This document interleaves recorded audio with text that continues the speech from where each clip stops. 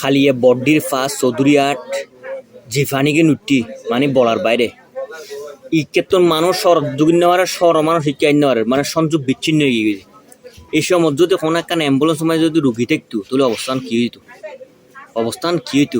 অবস্থা ভয়াবহ রূপ লইয়া খালি একান গেল ফৌরত্বতে তো ফানি দেখা যার যে অনর গাড়ির যোগাযোগ না বিচ্ছিন্ন হয়ে গিয়ে মনে করেন ইকেতন যাতে অনেক ভ্যান গাইড গড়িয়ে শহর মধ্যে ঢুকিতে পারিবেন সতুন আসতেই অনেক ভ্যান গাইড গড়িয়ে ইকেজু প্রবেশ করতে পারিবেন কিন্তু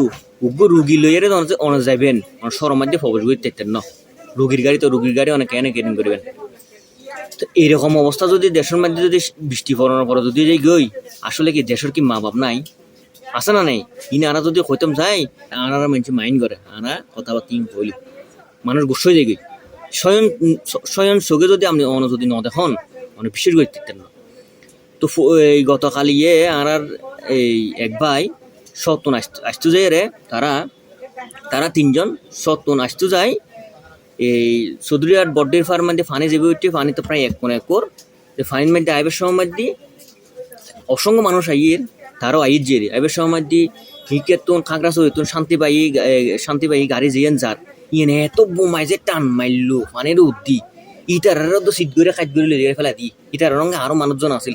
তারা টিয়া বসে আছিল খরচুর আছিল তারা খরচুর তো বিজি হয়ে গই আরো খরচুর কিনে আনার হ্যাঁ ইন্ডিও তো শ্রোতা লেগেই গে এমকে আবার তো দর্জি টিয়া বসে আসিল বান্ডিল করা টিয়া বসে কত ঘরে গিয়ে গে টিয়া বসে আবার মানুষ আনিয়ে দিদিয়ে হয়তো ভাই তোমার বোঁদা করে গিয়ে বা এরকম হইলে খেয়ে নাকি এই জিনিসটির সন অথবা দৃষ্টিদণ্ডের কি দরকার নাই নাকি ন আসলে দেশের মা বাপ নথাকিলি এই ধরনের সম্মুখান বেশি হয় কে যেটা ফানি উঠবে এটা জায়গা কেনার সংস্কার করলে তো অসুবিধা নেই নাকি ন সংস্কার করলে তো অসুবিধা নাই এই যে মানুষের ভোগান্তি ওনারা যদি স্বয়ং চোখে যদি ন দেখুন তাহলে বিশ্বাস করেন অসম্ভব হয়ে দাঁড়াইব